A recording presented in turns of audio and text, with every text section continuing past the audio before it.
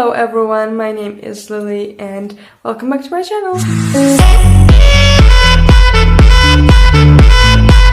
Today I'm going to be discussing some dangers that people can get into if they have epilepsy. So I am turning 20 in a few months and I was diagnosed with epilepsy in 2015, which is I was 15. And it seems like I'm telling this in every video, but just for new viewers. So yeah, and with this diagnosis obviously comes a lot of danger to myself and to any person with epilepsy. One of the most dangerous things and situations that you can get into, I guess, is driving, which is why I'm not allowed to have a license, literally. Before I was diagnosed, my grandpa had a motorcycle, which obviously wouldn't drive it in town, but we had a countryside house. I mean, we still have it. And I did a whole vlog, 3-part vlog series on my other channels, so link it down below. I guess I kind of knew how to drive, and plus, I literally had a motorcycle that was going to be legally mine when I would turn 18 and I would start to drive, like officially. But in 2015 I was diagnosed with epilepsy, so that kind of went away. And I understand the dangers. I have a friend who has told me about having a seizure while she was driving, and she was with her boyfriend and he got injured too, or something. I don't really remember the story, but let's just say it's dangerous. And that's something that I will never be able to do.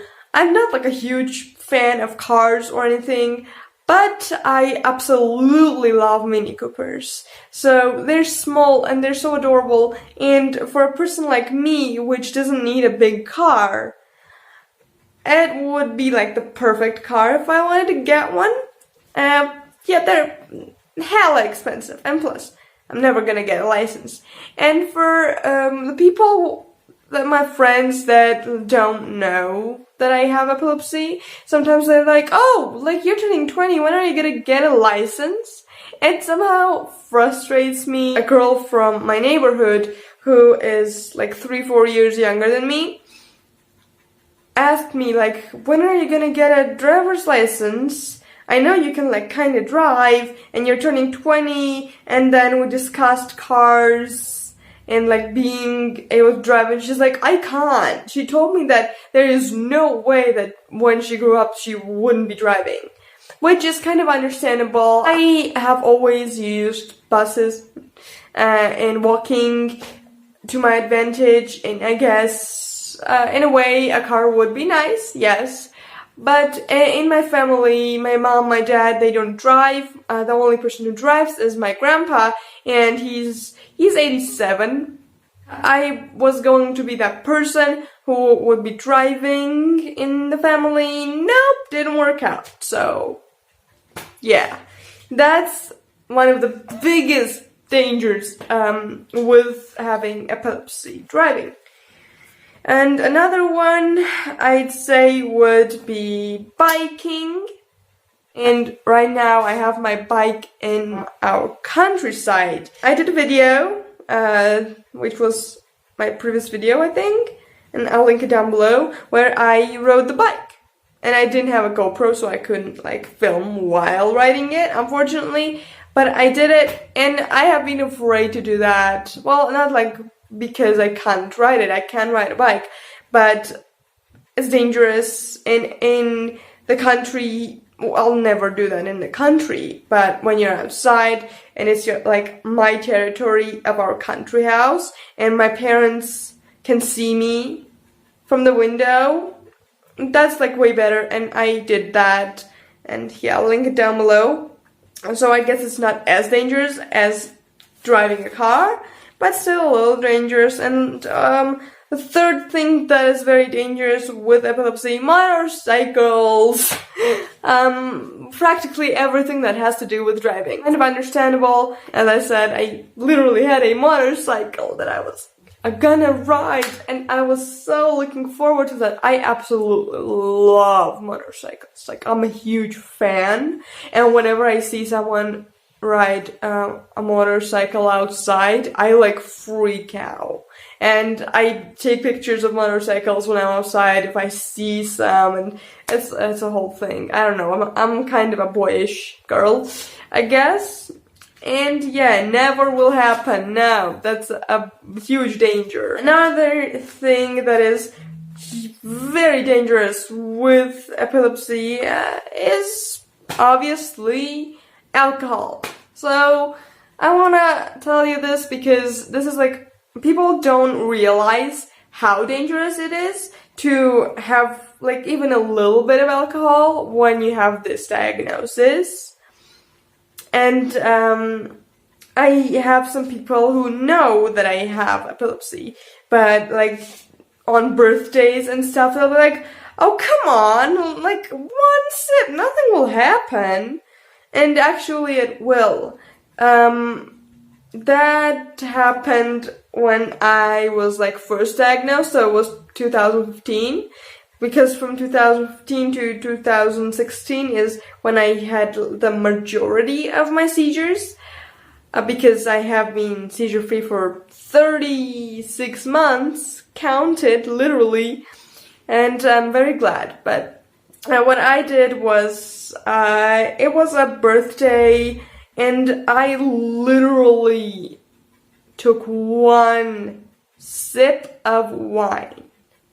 And like literally one sip, and a very small one, and I thought nothing would happen. And that was when I was still in school, so I hadn't graduated, but I was in 12th grade, as in the last one, high school, last year of high school, and I was supposed to graduate that year. And I literally had a seizure in the classroom during the class, and honestly, that was a kind of annoying because like there's all of these people who literally don't know what epilepsy is, and they don't know what to do, and yeah, and I hate when people call ambulances when someone has a seizure, especially when they don't know the diagnosis, because you can't tell the diagnosis, the nurse can't necessarily do anything with that, not helpful, not helpful. And the bad thing about that was the floor was tile, like usually what you would have in your bathroom. Yeah, I don't know why it was, but anyways, and I literally fell from my chair to hardcore on the tiles, and like that hurt because those are tiles. It's not a wooden floor, and ew, that's like gross. So alcohol is dangerous in most situations in life anyway, because it can be dangerous for the heart and everything else, and for mental health and the head, but it can also be very, very dangerous with epilepsy because that can trigger a seizure. And I've learned my lesson with that, and I'm telling you this for you to know for yourself or for someone you know that might have epilepsy. So don't drink. And that's one of those things where people who don't know your diagnosis, this was in 2017 or 18, I think, I don't necessarily remember. It was a friend's birthday, and there was a friend group that I knew them, but I didn't know them, and I didn't trust them as much that I could tell them this lifestyle that I have, let's say, that it's different, and that I can't eat and drink everything that they consume. And when they were cheering, let's say, each other and like saying happy birthday to that person, one of those guys who, I don't know, just thought that he was making a joke, and I was the only person who was cheering with with Coca-Cola and not alcohol at that moment was me. And he was like, oh, you're such a kid, you don't even drink, haha. And like he made a joke out of it and everyone started to laugh. Even my best friend, who literally knew that I had epilepsy. I guess those are those moments where the sad part of it, that you can't just go on and tell this person sometimes because they won't understand your situation, and it's not worth wasting your time and explaining to this person that you have this condition, because who knows if you're ever gonna see that person ever again, and like what's the point? And literally after that party, birthday, whatever, I never saw that person ever again, so it was like no meaning to waste my time on that. And I'm telling you this, don't let people bring you down if they make a joke about you. When people ask me, my explanation is just, I don't. And that's it, I don't drink. And considering the fact that I used to drink alcohol because the legal age is 18, but I live in a country where it necessarily doesn't matter. Like, the first time I drank alcohol was when I was 7. And it's like, it was one sip. And my parents were like, oh, come on, just try. And that's it. And like, it doesn't count. But obviously, shops won't sell you alcohol. But when it's at home, like, you can drink a little, let's say. And that's how I grew up. And I absolutely love wine and beer. Those are two of my favorite types of alcohol. Yeah. And even if I don't drink right now, and like I can't, because that is a huge part for me to be healthy, and I wouldn't risk it another time, because I've had this problem before. I'm not gonna repeat it again. I don't want that mistake. Thank you very much. No, thank you, actually. Thank you. Next. I still love alcohol, and like, it doesn't change the fact that I love alcohol, or like I love cars, or I love motorcycles. Like, if I can't drive them, or if I can't drink alcohol, it doesn't mean that like I'm changed and like I don't like cars or something. No, it's not a thing. But please, please be very careful with alcohol. Don't use alcohol or energy drinks that have alcohol in them, because they also can trigger a seizure. I think I'm gonna do like another video completely on alcohol. Another thing that is very dangerous with epilepsy are some jobs. You can think like, come on, like, yeah, you're having seizures, but what job can be dangerous? First of all, any job that includes driving. There are some companies that won't allow you to work there just because they don't want to take the responsibility of having a person with epilepsy, you know, there in their company. Like, they think that you won't be working the same or something, and I hate the stereotype thing that exists, which is why I'm here to break that shit down. Because it's not real, and I can do everything that another person can do, and that's just not fair when companies think that you can't do something just because you have this diagnosis. And some jobs that are actually like dangerous for epilepsy would be firefighting or police, because firefighting and police include driving. And I mean, considering what type of a policeman you are or what type of firefighter you are, but it might include driving. So no thank you. And also some jobs like even being a waitress are dangerous, because you might think that it's not, and that was my first idea, but when you realize that that can be dangerous, because just please imagine the situation if you are taking a tray with a hot coffee or any hot drink, or, well, at this point it doesn't really matter. Obviously when it's hot it can be more dangerous, but even a cold drink, and if you have a seizure, it kind of drop it and it spills on you, and when it's a hot drink, it burns you and it's worse, and then the glass can break literally on you, and yeah, and then like if it's a cafe or like a restaurant or something, like all the people that were there at that moment, not just the workers, they're gonna be scared as hell because they're not gonna know what to do. And it happens because people then just decide to run the heck away from that place and never come back just because something like that happens, and just because now they're scared because they don't know enough information about epilepsy, which is why I'm here to teach you. Yeah, and that's one of those things that doesn't seem dangerous, but it can be. And it's a simple job, and I wanted to take that job actually because there was a place that offered me a job of being a waitress. I couldn't, for my own freaking safety. And it was a restaurant which included like hot dishes and stuff, and like literally, if it's a hot plate or a hot cup on your tray, that's no thank you. Like even if you don't have a condition, anything, you can still trip and fall and like spill all that on yourself. And when you have epilepsy, you actually can have a seizure any moment, because that's one of those things about epilepsy that you can't understand and you can't realize when it's happening. It can just strike.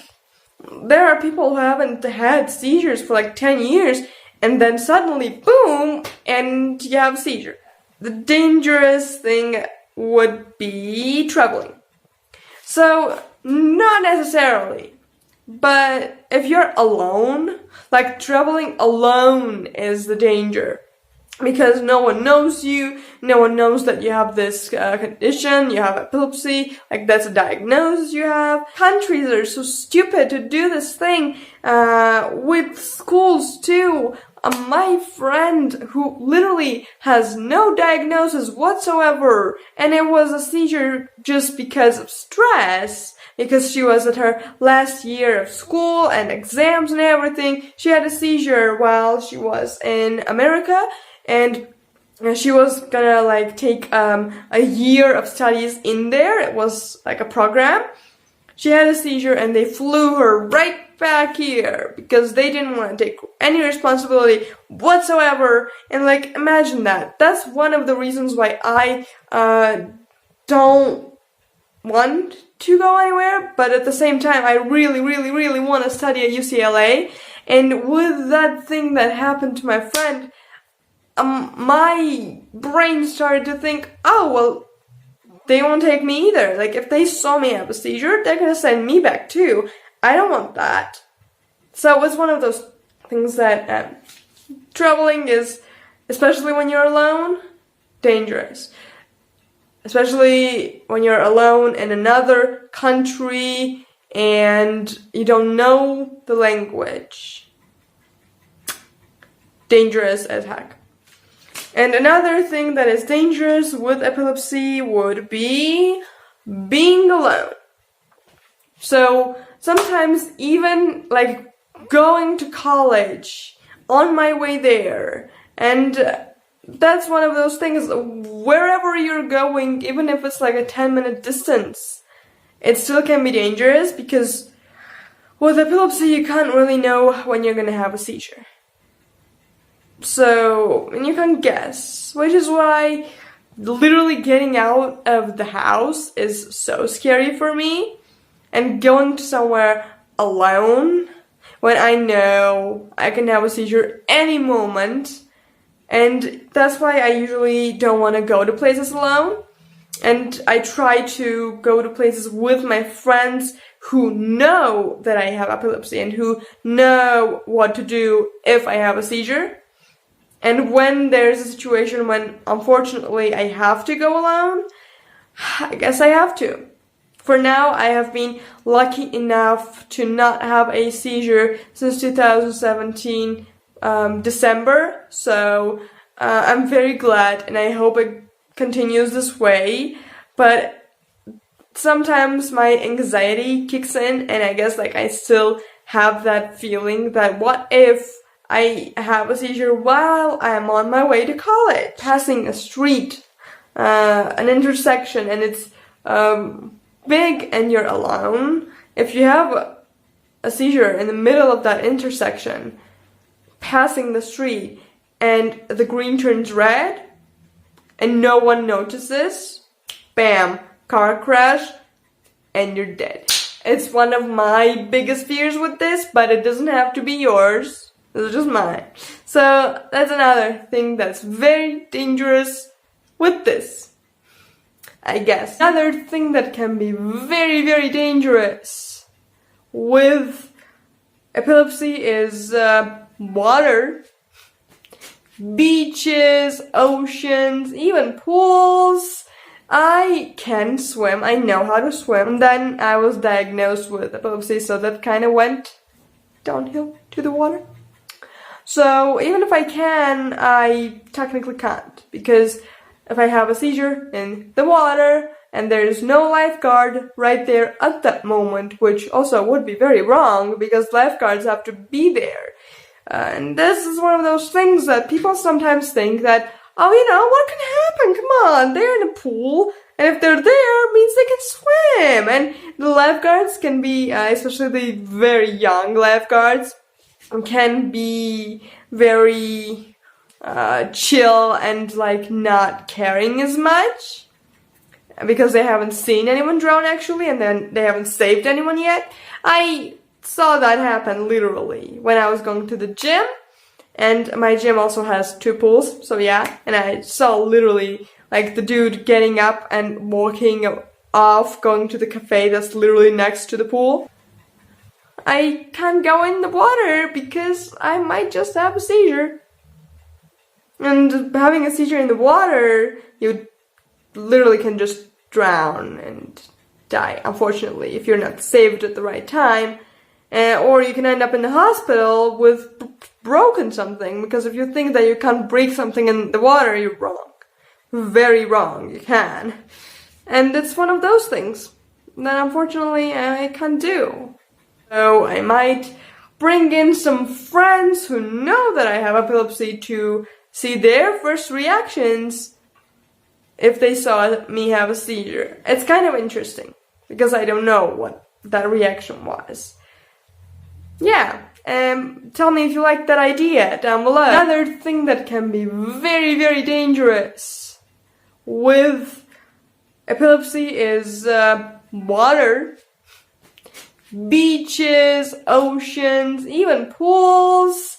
I can swim, I know how to swim. If I have a seizure in the water and there's no lifeguard right there at that moment, which also would be very wrong because lifeguards have to be there. And this is one of those things that people sometimes think that, oh, you know, what can happen? Come on, they're in a pool, and if they're there, it means they can swim. And the lifeguards can be, especially the very young lifeguards, can be very chill and like not caring as much because they haven't seen anyone drown actually, and then they haven't saved anyone yet. I saw that happen literally when I was going to the gym, and my gym also has 2 pools, so yeah, and I saw literally like the dude getting up and walking off, going to the cafe that's literally next to the pool. I can't go in the water because I might just have a seizure. And having a seizure in the water, you literally can just drown and die, unfortunately, if you're not saved at the right time. Or you can end up in the hospital with broken something, because if you think that you can't break something in the water, you're wrong. Very wrong, you can. And it's one of those things that unfortunately I can't do. Follow me on my socials and talk to me there. You can like this video if you liked it. If you like, I hope you did. I hope this was informative. And subscribe to me down below. And I'll see you guys next time. Bye!